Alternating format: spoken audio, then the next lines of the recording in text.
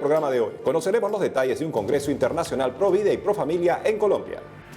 Miembros de la Iglesia Greco-Católica Ucraniana se encuentran con el Papa Francisco en el Vaticano. Y Hospital Bambino Jesús firma acuerdo con el Ministerio de Salud de la Federación Rusa. Y empezamos una nueva semana con mucha información de la Iglesia Católica para ustedes. Soy Isabel Díaz Monsalve, muy contenta de estar nuevamente con ustedes. Y yo, Eddie Rodríguez Morel, bienvenidos al programa.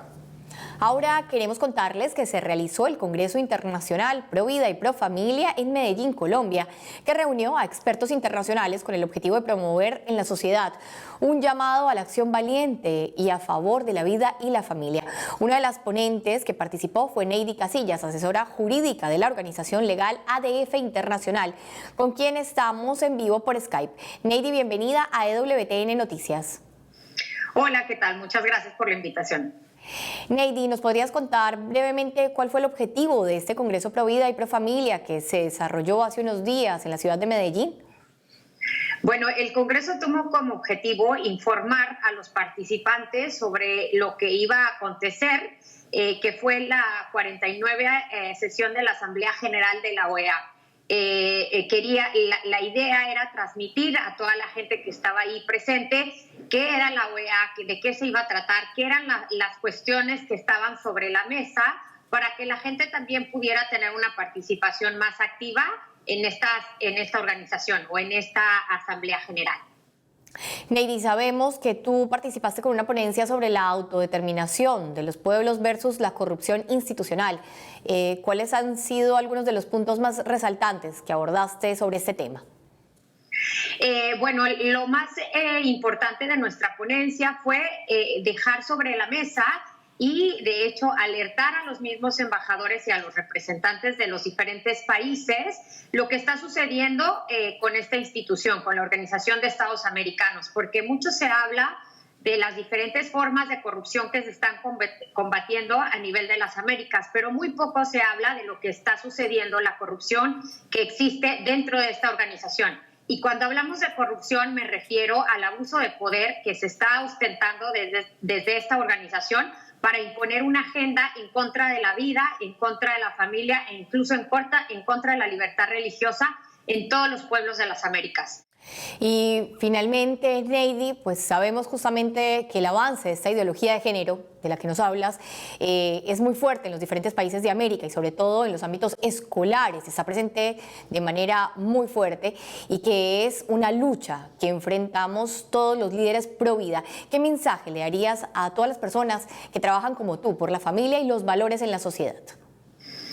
Bueno, lo primero que debería decirles es que esta ideología no viene de nosotros, no viene de los pueblos, no es el querer de los pueblos y es así que hemos visto diferentes manifestaciones a nivel del continente para manifestarse en contra de esta imposición de esta ideología. Esta ideología es una agenda que está siendo impuesta a nuestros pueblos a través de las organizaciones internacionales como la Organización de Estados Americanos, como Naciones Unidas, y que lo están logrando o han avanzado porque nosotros como pueblo, como gente que vive en los diferentes países, no nos hemos comprometido con esta agenda o no nos hemos comprometido con la defensa de la vida y la familia. Entonces, mi invitación en concreto sería que hoy en día nos tenemos que involucrar, tenemos que salir al ámbito público a defender de manera contundente lo que es el valor de nuestros pueblos y hablar claramente el por qué defendemos la familia, la vida y la libertad religiosa. Neidy Casillas, muchas gracias por estar con nosotros en EWTN Noticias. Gracias a ustedes por invitarme. Esta es una realidad a la cual no podemos ser ingenuos ni podemos cerrar los ojos de cómo muchas instituciones que están creadas para estar al servicio de los demás, que están creadas para luchar y velar por el bien de todos y de los derechos humanos, pues se dejan infiltrar este tipo de ideas y son ideas que promueven la homosexualidad, que promueven el estar en contra de la vida y de la familia. Eso lo tenemos que saber porque justamente lo que se hace es que muchas veces los países se aprovechan y dicen, bueno, si esta institución lo dice, nosotros también tenemos que seguirlo y así promueven todo el tipo de ideología de géneros dentro de sus naciones. Esto hace más inaceptable aún la pretensión de estos entes internacionales de subrogar a las naciones de su soberanía, atentar contra su soberanía en nombre supuestamente de una visión iluminada para todos, una visión que pasa por el patrocinio de grandes intereses económicos contrarios a los más profundos valores y principios de esas naciones. Pensemos en el magnate George Soros, que se dedica justamente a trabajar en estos entes internacionales para dirigir al mundo a través de ellos. Esto es un inaceptable atropello de la soberanía y los principios de los países. Y en otras noticias, el Papa Francisco se reunió con representantes de la Iglesia Greco-Católica de Ucrania, con los que habló acerca de la misión de la Iglesia ante la crisis política que vive el país. Escuchemos. Oración, cercanía y sinodalidad son las tres claves que el Papa Francisco encomendó a los miembros del Sínodo Permanente de la Iglesia Greco-Católica de Ucrania durante una reunión en el Vaticano para animarlos a llevar paz y unidad ante la crisis social y política que vive el país desde hace 5 años, cuando estalló el conflicto entre las comunidades ucraniano-parlante y rusa-parlante.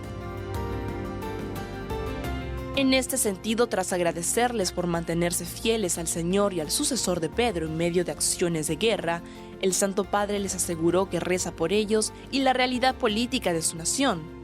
Asimismo, haciendo hincapié que el papel principal de la Iglesia ante las situaciones provocadas por los conflictos es el ofrecer un testimonio de esperanza cristiana, el pontífice afirmó que no se trata de una esperanza superficial y basada en cosas que a menudo vienen y van, sino de una que nunca defrauda, que nunca cede al desaliento y que sabe vencer toda tribulación con la fuerza del Espíritu.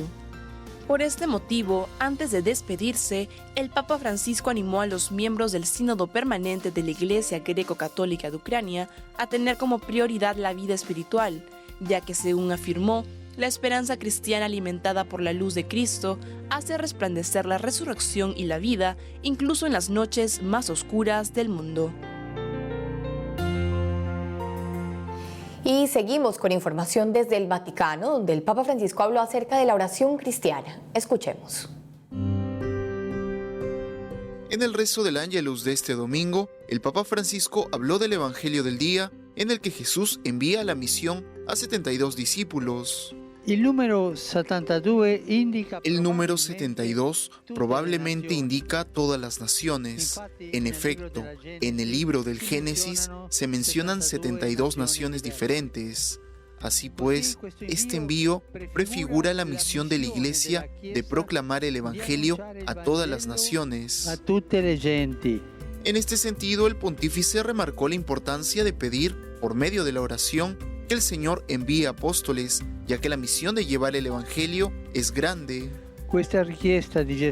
Esta petición de Jesús es siempre válida y por tanto siempre debemos rezar al dueño de la mies, es decir, a Dios Padre, para que envíe obreros a trabajar en su campo, que es el mundo. Por último, el Santo Padre se refirió a la misión de la Iglesia, que se caracteriza por la alegría, no de una alegría efímera que dependa del éxito de la misión, sino que brote de la alegría de la promesa de Jesús, de que nuestros nombres están escritos en el cielo.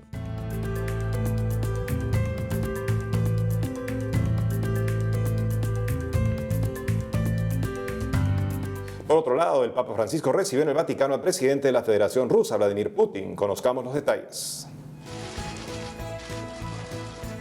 El Papa Francisco recibió en el Vaticano al presidente de la Federación Rusa, Vladimir Putin, con quien trató diversos temas de importancia actual, como la situación en Venezuela, Siria y Ucrania. Además, conversaron sobre cuestiones relevantes para la vida de la Iglesia Católica en Rusia, como el tema ecológico y las relaciones bilaterales entre la Santa Sede y la Federación Rusa. La audiencia con el mandatario duró 55 minutos y tras el encuentro entre ambos líderes, el Papa obsequió a Vladimir Putin un grabado de la Plaza de San Pedro de 1774, según el pontífice, para que no olvide Roma. Por su parte, Putin le regaló una película sobre la vida de Miguel Ángel junto a un libro con imágenes de la cinta dirigida por un cineasta ruso. Al despedirse, el presidente Putin agradeció al Santo Padre por el tiempo que le dedicó y luego se reunió con el secretario del Estado Vaticano, Cardenal Pietro Parolin, y con el secretario Vaticano para las relaciones con los Estados, Monseñor Paul Richard Gallagher, para tratar asuntos diplomáticos. Esta es la tercera vez que el presidente de Rusia se reúne con el Papa Francisco en el Vaticano, tras las audiencias privadas llevadas a cabo en 2013 y 2015. De acuerdo a la prensa italiana, 50 calles del centro histórico de Roma fueron cerradas por motivo de seguridad y, en concreto, más de 1.000 policías trabajaron durante la visita del líder ruso.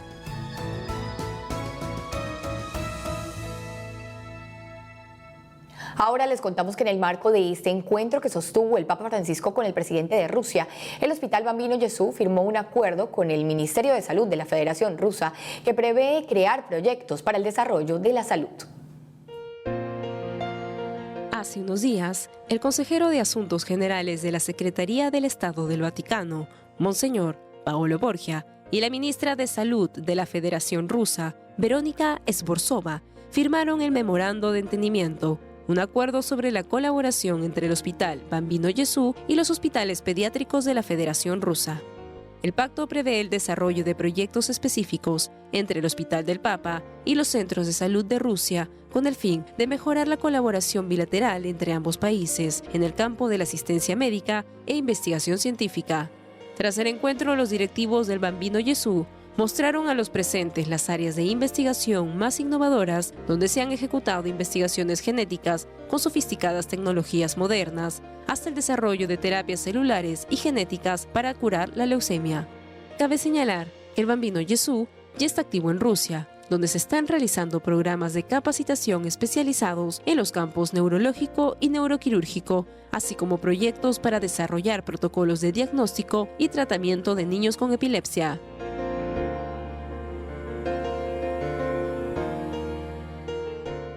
Que lo bueno se comparta, qué gran noticia que el Hospital Bambino Gesù siga expandiendo su excelente trabajo profesional. Un ejemplo, además, de católicos que se esfuerzan día a día y que tienen este liderazgo y profesionalismo, algo que todos debemos seguir. Y ahora tenemos que hacer una pausa, pero al regresar, obispos de Colombia se reúnen en asamblea plenaria. Y desde Belén les contamos que la Basílica de la Natividad ya no es patrimonio de la humanidad en peligro. Ya regresamos con más información en EWTN Noticias.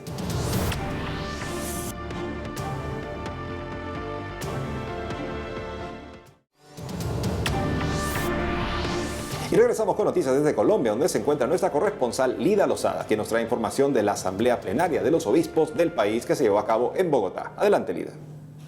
Hola amigos, hoy los saludo desde la sede de la Conferencia Episcopal de Colombia en la ciudad de Bogotá. Les comento que aquí precisamente se desarrolló durante esta semana la 78ª Asamblea Plenaria de los Obispos del país, con la economía al servicio de la dignidad humana y el bien común como tema central. Esta hace parte de una serie de 3 asambleas que abordan la dimensión social de la evangelización. Durante las jornadas y a partir de diferentes paneles y ponencias realizadas, así como mesas de trabajo por jurisdicciones eclesiásticas, teniendo en cuenta la realidad de cada región, los prelados reflexionaron sobre aspectos como los avances, retos y oportunidades de la economía colombiana, la economía al servicio del carisma y la misión y la cosmovisión cristiana de la economía. A los espacios fueron invitados académicos, representantes de gremios empresariales, de instituciones gubernamentales y de organizaciones de la sociedad civil. Cada uno desde su óptica expuso la visión de país, del optimismo o del pesimismo, de las preocupaciones que se tienen en torno al avance de la economía colombiana. Los obispos hemos escuchado pues esta narrativa y hemos expresado también nuestras preocupaciones, sobre todo porque Colombia tiene niveles de pobreza muy altos, especialmente en algunas regiones del país, y porque somos el tercer país más desigual del mundo. Y eso nos pone pues en una situación de precariedad para muchísimas personas en nuestra patria. Hemos pedido que la empresa sea más solidaria. Las 1000 empresas más grandes del país ganaron el año pasado 68 billones de pesos. Los dueños son unas pocas personas y las ganancias son ilimitadas. Hemos pedido que sean solidarios que logren pues compartir esa riqueza con gran parte del país y también al gobierno nacional, que sus políticas sean más estructurales. De que la economía es algo que está en el corazón mismo del mensaje evangélico, la economía entendida precisamente como la forma de lograr la plena dignidad del ser humano y el bien común. Y por lo tanto la economía, como entendida en ese sentido pleno, indudablemente que tiene que ser una preocupación fundamental de la Iglesia. Ahora, indudablemente que la Iglesia no tiene un programa económico, no tiene un modelo económico, no lo puede tener, porque no se trata de eso, se trata es de que seamos capaces de iluminar las dimensiones económicas de la vida de los seres humanos y tratemos por lo tanto de influir con el Evangelio a que cada una de las personas que recibe el Evangelio también pueda crecer en su dignidad humana, crecer en su dimensión también económica. También en el marco de esta asamblea, la Fundación Mutuo Auxilio Sacerdotal Colombiano celebró oficialmente sus 40 años de servicio a la Iglesia Católica en Colombia. Con los aportes que realizan los sacerdotes a través de esta institución, se logra favorecer la vida y la sustentación digna de los sacerdotes mayores de 70 años y de aquellos que se encuentran en situación de invalidez física. El director y los miembros del Consejo Superior presentaron ante los prelados importantes cifras del impacto de la Fundación. En 40 años de servicio, el MASC ha auxiliado a cerca de 7.000 sacerdotes, entregando así 63.995 auxilios de invalidez por un valor de 28.754 millones y 270.432 auxilios de vejez por un valor de 104.343 millones. Para la Iglesia, este es un instrumento que permite fortalecer la fraternidad y solidaridad sacerdotal. Bueno, esos 40 años yo pienso que representan el compromiso y el esfuerzo de la Iglesia en Colombia, que unida como tal ha querido velar por sus sacerdotes, pero también a nivel particular de cada uno de los obispos de las diferentes jurisdicciones que entendieron de verdad la responsabilidad que tenían entre manos de sacar adelante todo ese bienestar de los sacerdotes y han ido trabajando para que no se quede por fuera ninguno de los sacerdotes de sus diferentes jurisdicciones. Es también el resultado de los mismos sacerdotes que han entendido que ellos no están solos, sino que deben colaborar para que todos los sacerdotes en Colombia tengamos un buen bienestar. Isabel, Eddie, estimados televidentes, estas fueron las principales noticias de la Iglesia Católica en Colombia. Continuaremos trabajando para traerles más información. Informó para WTN Noticias, Lida Lozada. Gracias, Lida, por la información. Qué buena la iniciativa de los obispos en la Asamblea en Colombia de enlistar a las personas más capaces de producir riqueza para aquellos con esa capacidad que tienen también de analizar la realidad para maximizar el beneficio, puedan ver también las capacidades de las personas a las que van a ayudar. De modo que se promueva a la persona integralmente, se le ayude a ser una persona que llegue a ser independiente económicamente en la medida que pueda. Hay personas que necesitan recibir ayuda y no pueden hacer nada porque están en una situación de postración por salud, enfermedad, vejez, etc. En ese caso, se entiende que no se pide de ellos más que reciban la ayuda y sean beneficiados por ella. Pero en muchos casos hay personas, la mayoría de las personas, son capaces de recibir una ayuda que los ayude a ellos a responsabilizarse por su vida y hacer el aporte que deben hacer al bien común. Así es, y salir adelante, con todas de pronto las limitaciones que existen, pero como la Iglesia también sale al encuentro de estas personas para ayudar y hablar acerca de la caridad, alguna caridad que también ella misma vive, ¿no? Que es algo que hemos visto también en el informe de Lida, de cómo ayudan a estos sacerdotes ancianos en un lugar que a veces los sacerdotes en la vejez pues no tienen nada y de pronto se han quedado sin familia, sin ahorros, porque han servido siempre a la Iglesia. Qué bonita labor también de la Iglesia y qué muestra propia de caridad y ayuda con los hermanos. Sin duda. Y ahora les contamos que la Basílica de la Natividad ya no es patrimonio en peligro, según una lista de la UNESCO. Veamos los detalles en este informe. La Iglesia de la Natividad en Belén, Palestina, lugar declarado Patrimonio de la Humanidad en 2012, ha sido retirada hace unos días por la UNESCO de la lista del Patrimonio Mundial en Peligro. De acuerdo a un comunicado emitido por dicha organización, la decisión de retirar de la lista a la Iglesia de la Natividad y la ruta de peregrinación en Belén se determinó por la alta calidad de las obras de restauración realizadas tras 7 años de reparación y conservación en diferentes partes de la basílica, cuyo estado se vio comprometido por una filtración de agua que dañó techos y mosaicos.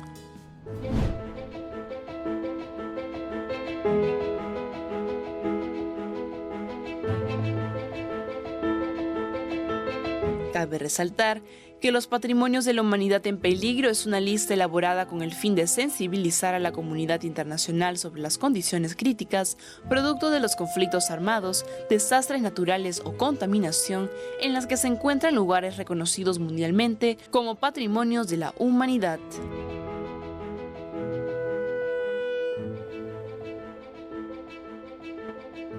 Ahora nos enlazamos con nuestro corresponsal en México, Diego López, que nos trae el acontecer de la iglesia en este país. Vamos, Diego, con la información. Hola Isabel, hola Eddie, los saludo desde esta impresionante vista en el Cerro del Tepeyac en la Ciudad de México, para contarles que con la ayuda de la diócesis del Paso y con la ayuda de la diócesis de Ciudad Juárez se logró que las autoridades estadounidenses recibieran una familia migrante que corría peligro.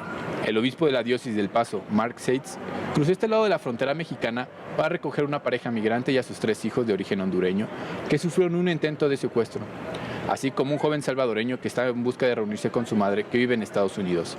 La acción fue promovida por la diócesis del Paso, que con el objetivo de mostrar su apoyo a la población migrante que ha enfrentado discriminación, tratos inhumanos, hambre y frío y hasta muerte. En otra noticia les cuento que debido a las fuertes lluvias que se registraron en el estado de Tamaulipas, la iglesia instaló centros de acopio para ayudar a los damnificados.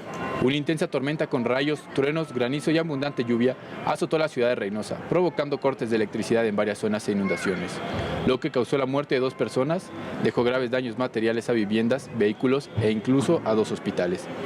Ante esto, el obispo de la diócesis de Matamoros en el estado mexicano de Tamaulipas, Monseñor Eugenio Lira, invitó a la población a que se unan para apoyar a las familias que sufrieron, aportando agua embotellada, alimentos enlatados, artículos de aseo y limpieza y ropa en buen estado.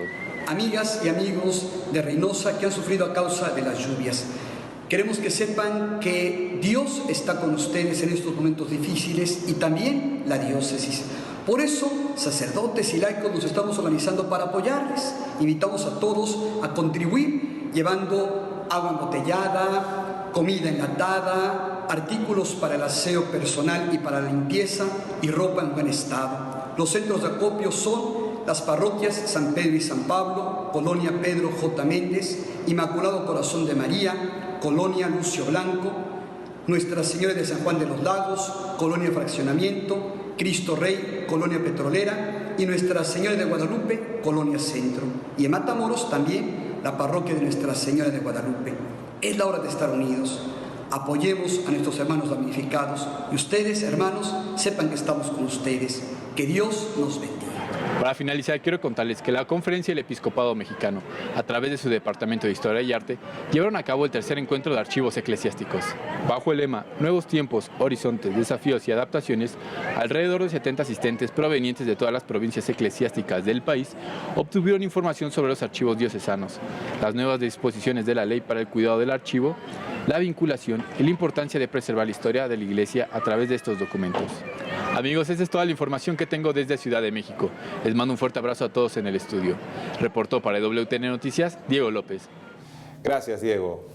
Las decisiones políticas hacen que de repente el centro de la necesidad se mueva de una frontera para otra, como ha sucedido con este acuerdo entre México y Estados Unidos, donde los refugiados ahora esperan desde el otro lado de la frontera mexicana para poder recibir el asilo eventualmente. Y es ahí entonces que la Iglesia tiene que concentrar su ayuda. Las decisiones políticas vendrán. La Iglesia tiene que estar lista con creatividad y con gran iniciativa para poder responder a las necesidades verdaderas de las personas. Es lo que ha hecho el obispo justamente del Paso, Texas, el ayudar a estos migrantes que tenían tanta necesidad. Y aquí, Eddie, no nos olvidemos de promover también con todos nuestros televidentes algo que ya veníamos hablando desde las semanas pasadas, la ayuda concreta a todos los migrantes, de pronto las personas que se encuentran en México y que pueden colaborar con algo. Ya saben que también hemos hablado de páginas católicas donde se puede donar, que va concreto y directamente para los migrantes. Así que no nos olvidemos, ayudemos en todo lo que podamos.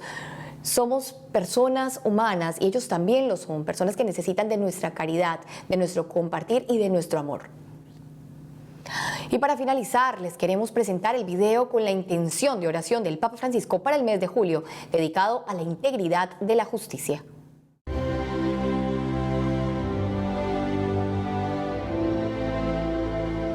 De los jueces dependen decisiones que influyen en los derechos y en los bienes de las personas. Su independencia les tiene que mantener alejados del favoritismo, de las presiones, las cuales pueden contaminar las decisiones que ellos tienen que tomar. Los jueces han de seguir el ejemplo de Jesús, que no negocia nunca la verdad. Recemos para que todos aquellos que administran la justicia obren con integridad y para que la injusticia que atraviesa el mundo no tenga la última palabra.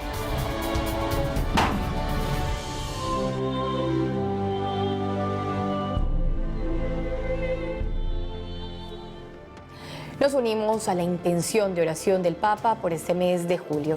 Y bueno, amigos, terminamos el programa por el día de hoy. Muchas gracias por estar con nosotros. Saben que seguiremos informando y llegando a sus hogares con todas las noticias de la Iglesia Católica. No dejen de seguirnos en las redes sociales y en wtnnoticias.com. Hasta pronto.